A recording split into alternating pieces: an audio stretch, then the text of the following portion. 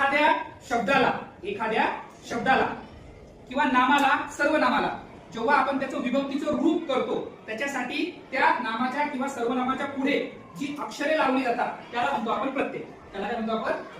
म्हणजे नामाच्या, सर्वनामाच्या पुढे त्याचं विभक्तीचं रूप तयार करण्यासाठी जे अक्षर लावतात त्याला म्हणतात प्रत्यय.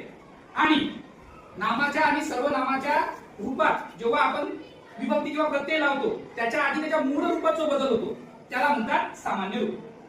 नामाच्या, सर्वनामाच्या पुढं विभक्तीचं रूप करण्यासाठी जे अक्षर लावतात त्याला म्हणतात प्रत्यय. आणि नामाच्या आणि सर्वनामाच्या रूपात विभक्तीचा प्रत्यय लावण्याच्या आधी त्याच्या मूळ रूपात जो बदल होतो त्याला म्हणतात सामान्य रूप. समजलं एवढं? समजलं? सामान्य रूप मुला, प्रत्यय